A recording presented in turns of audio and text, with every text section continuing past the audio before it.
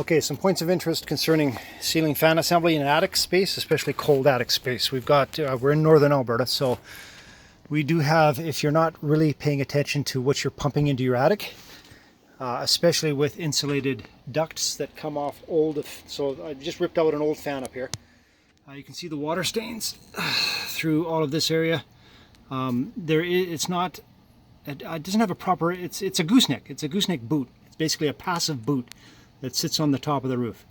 Hopefully they've lapped it properly. Hopefully that's not the boot leaking. And then they just stuck the pipe up into the boot. Like, again, really sort of shortcut mentality. There's a pipe that goes to a cap assembly, a little proper, that's from the furnace.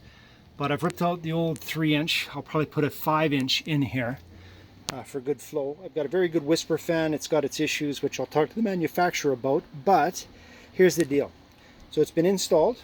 The vapor barrier has been redone in the area where we ripped the vapor barrier. I am now going to take foam in a can, either Dow or Sika product. I personally like the Sika product for this because it tightens up a lot quicker than the Dow product seems to. And I'm going to start sealing all of the areas right at the base. So right here, right there, see that hole? So I'm going to try to seal and create another tight vapor space through here with foam, and I'll probably tuck tape it first.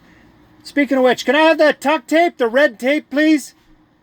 What do you need? The tuck tape, the red tape downstairs. Oh, okay.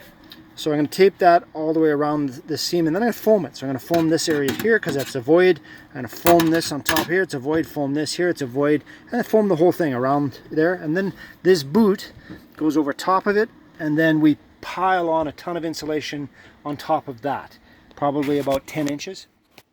This is a normal attic space. It's settled. It's probably down to about 7 inches.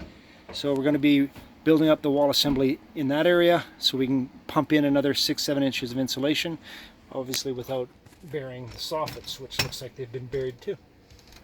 That's it. Hi, Blake.